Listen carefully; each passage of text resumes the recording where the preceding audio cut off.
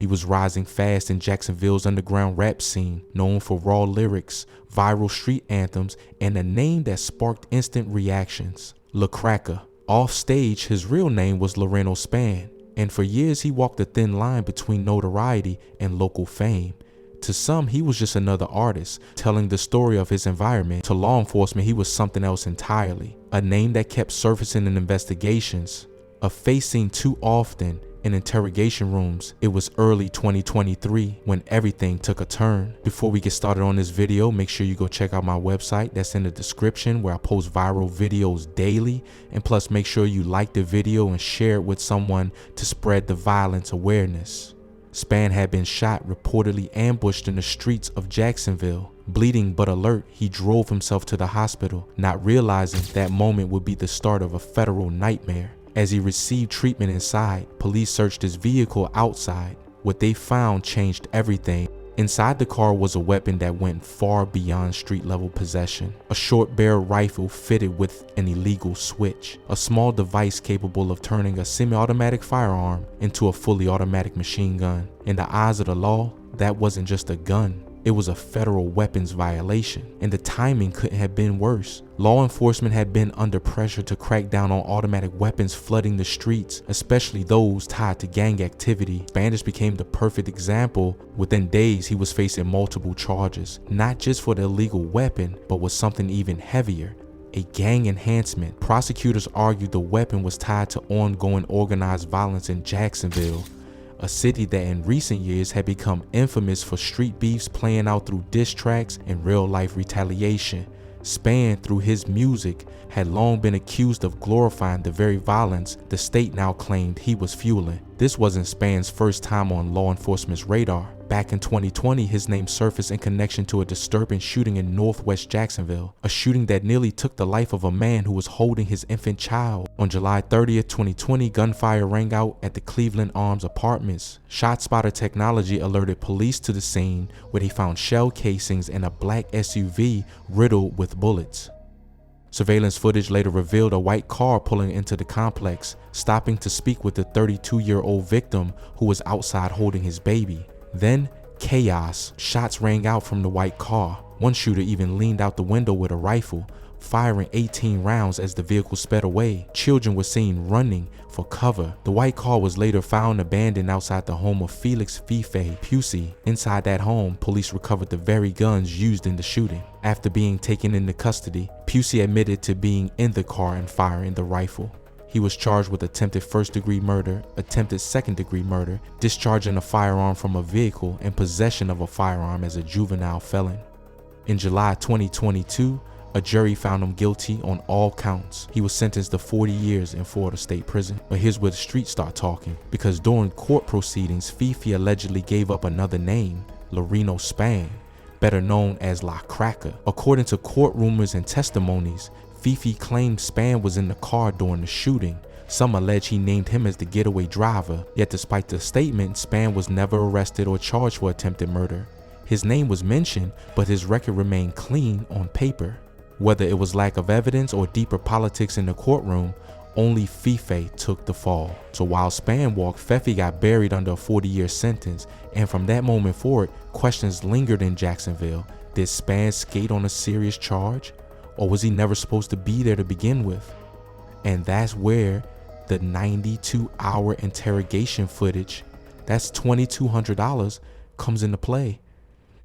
Did he snitch in that 92 hours? One thing is certain: when Spann was back in court in 2023, this time for weapons charges and a gang enhancement, prosecutors were already well aware of his name. And maybe, just maybe, they were waiting for the right time to bring it back up. The courtroom on May 24, 2023 was packed. Spann entered a not guilty plea. Outside, fans debated whether the system was targeting him or whether he had finally crossed the line. On Reddit and street blogs, clips of his interrogation circulated with speculation and conspiracy. Some argued he was being railroaded. Others said the charges was just the latest chapter in a story that had been writing itself for years. To this day, his fate remains uncertain, but one thing is clear. In Jacksonville, the line between rap, real life, and law enforcement has never been blurrier. And for Lracka, Spann, what started as a drive for survival might end as a case study in how quickly it all can unravel. In this interrogation room, Spann, better known in Jacksonville streets as Lracka, sat in near silence. The video, now circulating online, shows him face to face with detectives, but he doesn't say a word. No statements, no breakdowns, no cooperation. For many watching, it was a moment of quiet respect. In a culture where snitching is the ultimate betrayal, staying silent under pressure is often seen as a badge of honor. But the silence in this room doesn't tell the whole story. Allegedly, there's another tape, a different interrogation, this one from September 2021, where the narrative changes. Whispers in the streets say that video is 96 hours long, and in that session, Spann wasn't so quiet. Rumors claim he gave up names, laid out details, and left behind a statement that some say altered the course of a federal investigation. The tape hasn't surfaced publicly, but those who say they've seen it claim it's not just talk, it's paperwork. And in this game, paperwork is everything. While this video may show silence, the shadows behind it tell a much louder story. Sir? Listen to me, okay? We're gonna start off this right, okay? When we talk, we're gonna talk clear, so I can hear you, understand you, okay? All right. Spell it. L-A-R-E-N-O. S-P-A-N-N. Okay. What time is it? 2:25. It's the 23rd. All right, man. So today's December 23rd, okay? The time is 2:25 in the morning, all right? We're at the CJIC office down here at 311 West Monroe Street. You understand? Okay. I'm gonna read you your rights, all right, so you understand what's going on, okay? Ready? All right. You know how to read and write? What's the highest education you have? You graduated high school, graduated college. What's the last grade you completed?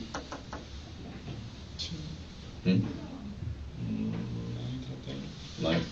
You'll notice he's avoiding eye contact from the jump, classic sign of someone who either doesn't trust the room or already made up his mind to stay silent. You started going to school after ninth grade? Do me a favor right here, man. Read that first sentence for me right here. You do not have to make a statement. Right, up here. You have The following rights under the United States Constitution. Okay. You do not have to make a statement or say anything. Anything you say could be used against you in court. You have the right to talk to a lawyer for advice before you make a statement or before any questions are asked of you, and to have the lawyer with you during any questioning. If you cannot afford to hire a lawyer, one will be appointed for you before any questioning, if you wish. If you do answer questions, you have the right to stop answering questions at any time and consult with a lawyer. Do you understand?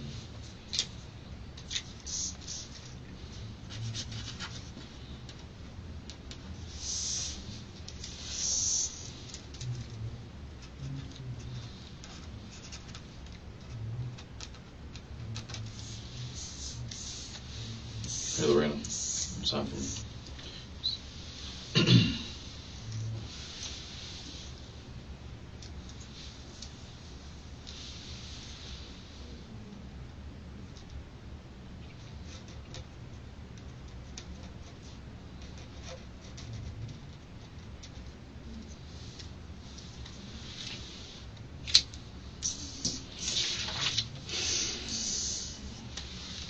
All right, man. So tell me about your day today.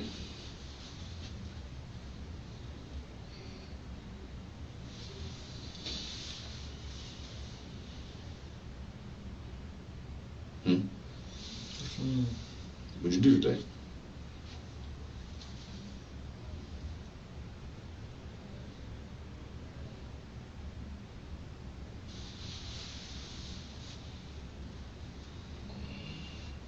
Nothing. Where you go today? Do anything today?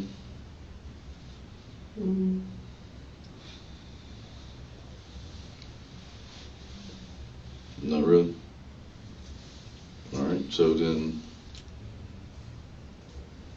at what point in time did you go to Sycamore Street?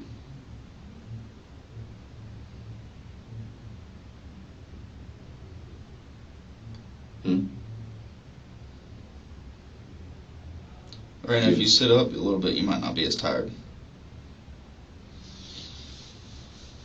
I'll get a little young on top. Okay.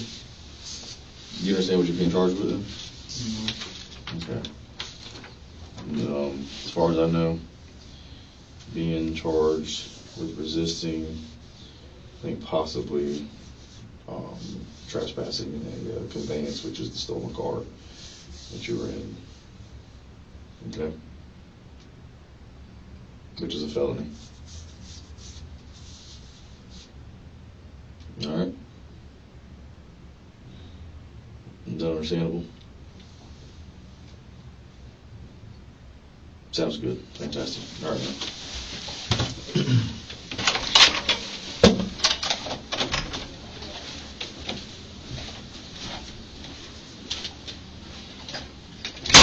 The one that allegedly lasted 92 hours according to multiple sources. This footage is sitting on the Jacksonville Sheriff's Office website locked behind a paywall, and if you want access, it'll run you a staggering $2,200. Now think about that, 92 hours of raw interrogation footage.